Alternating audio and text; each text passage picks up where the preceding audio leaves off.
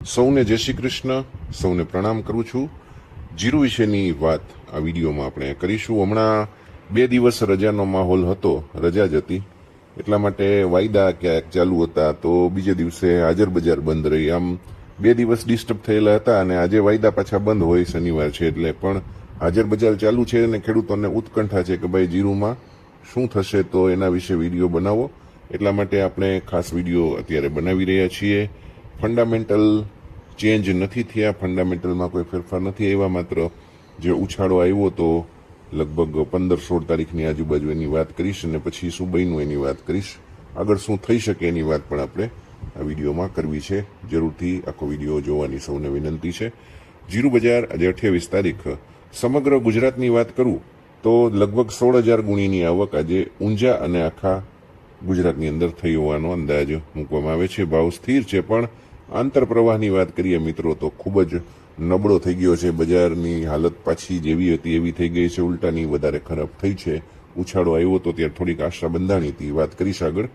Singapore ક્વોલિટીની વાત કરું તો એની અંદર મશીન ક્લીન 0.5%નો ભાવ 4,100, 1% 4,050, 2% 4,000નો ભાવ છે. આજે શનિવાર ટકેલું બજાર છે, એમાં કોઈ ફેરફાર આજે નથી. યુરોપ ગુણવત્તાની વાત કરીએ તો યુરોપમાં પણ ભાવ ટકેલા જ છે. 0.5%ના 43.25, સોર્ટેક્સ 0.5% 43.75 ચાલે છે. મિત્રો, હવે વાત કરું બજાર વિશે, જેના વિશે તમારે ખાસ જાણવું છે. સિંગાપોર ક્વોલિટીનું 1%નો જીરાના ભાવની જો વાત કરું તો પાછા 4,050 રૂપિયા થઈ ગયા છે. પણ બજાર હવે આગળ જતા ચાલે એ માટે નિકાસની માંગ આવે એ ખૂબ જ જરૂરી છે, જે હાલ નહીવત છે. અને જ્યારે તેજી થઈ મહિનાના વચ્ચેના ભાગમાં, ત્યારે પણ તમને કહ્યું હતું કે ઈરાન અને અમેરિકા વચ્ચે ભલે શાંતિ સ્થપાય એ કારણ ઉપર તેજી થઈ છે, પણ એ તાત્કાલિક કોઈ દોડાદોડી કરી અને જીરું ખરીદવા નીકળી પડે નહીં. કારણ કે જહાજના ભાડા અને કન્ટેનર ભાડા કાંઈ રાતોરાત ઘટી નથી જવાના, એ બધું મોંઘું જ છે. વૈદા પછી ઘટવું જોઈએ એટલું નથી ઘટ્યું. ક્રૂડ તેલ હવે ઘટ્યું છે, કદાચ થોડા સમય સુધી જો ક્રૂડ તેલ નીચા ભાવે ટકેલું રહે તો ચોક્કસપણે જહાજના ભાડા ઘટે તો આગળ જતાં ચોક્કસપણે ફાયદો મળશે. હાલ પૂરતું તો બજારમાં માત્ર ટૂંકી વધઘટ સિવાય કોઈ શક્યતા સુધારાની નથી. અને આ સિઝનની શરૂઆતથી પણ ઘણા બધા ખેડૂત મિત્રો એવું કહેતા હતા કે જીરુમાં બહુ કસ નથી દેખાતો. અત્યારે તો એવી જ હાલત છે. સિંગાપુર 1%ની રેન્જ તમને મેં જ્યારે તેજી થઈ ત્યારે પણ આપી હતી, અત્યારે પણ આપું છું કે 3850થી 4200 સુધીની જ રહેવાની ધારણા દેખાય છે. હાલ જ્યાં સુધી કોઈ નવી હલચલ નહીં થાય ત્યાં સુધી આ રેન્જ ચાલુ રહેશે, એમાં કોઈ મોટા ફેરફારો આવવાના નથી. હું તમને વાત કરું જીરુના જુલાઈ મહિનાના વાયદાની તો 20,180ની સપાટીએ વાયદો બંધ થયો છે.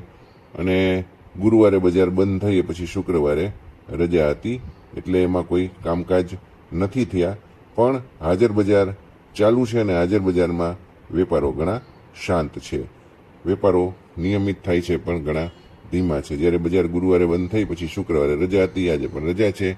સોમવારે ખુલશે જ્યારે વાયદો, ત્યારે આપણે જોશું કે બજારની અંદર શું થાય છે, પણ હાલ મોટા ફેરફારોની સંભાવના ઓછી છે.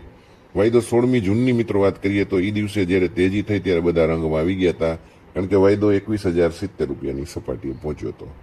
ત્યારે બધાને એમ હતું કે હમણાં 22,000 ને હમણાં 25,000 થઈ જશે, પણ ત્યારે પણ મેં તમને ચેતવ્યા હતા કે 22,200ની ઉપર બજાર ન જાય ત્યાં સુધી તેજીનો ટ્રેન્ડ બનવાનો નથી. જ્યાં સુધી નિકાસની ગ્રાહકીનો ટેકો નહીં મળે ત્યાં સુધી બજાર એ રીતે ચાલવી પણ મુશ્કેલ છે. અત્યારે એવું જ બની રહ્યું છે. તો મિત્રો, હાલ શું કરવું એની વાત કરું તો રાહ જોવા સિવાય કોઈ ઉપાય નથી, પણ એમાંય મોટી તેજીની સંભાવના હાલ નથી. એ ખાસ યાદ રાખજો. તેજી ક્યારે આવે તો તેજી માત્ર હવે આવશે, આ એક જ કારણ જે અહીંયા લખી રહ્યો છું એના કારણ ઉપર આવશે. પછી વરસાદ પછી આવશે તો એ મોટું કારણ વાવેતરનું આવશે. એટલે ત્યાં સુધી તો જીરું સાચવી રાખવાની જ તમને સલાહ હું આપી શકું. વેચવાની સલાહ જો જરૂર હોય તો ચોક્કસ 20-30% વેચી અને કામ ચલાવો, કારણ કે હવે દુષ્કાળિયું વર્ષ છે. હાલ પૂરતું તો એવું લાગે છે, વરસાદના કોઈ અણસાર નથી, એટલે ચિંતા વધી છે. વાત કરું કેટલું જીરું પડ્યું હશે તો હું માનું છું હજી સુધી 30થી 40% જીરું આરામથી પડ્યું હશે, ક્યાંક વેપારી પાસે, ક્યાંક ખેડૂત પાસે. અને આ બીતા આંકડો આપું છું, બાકી આનાથી વધારે કદાચ જીરું હોય તો પણ નવાઈ નહીં પામવા જેવું હોય.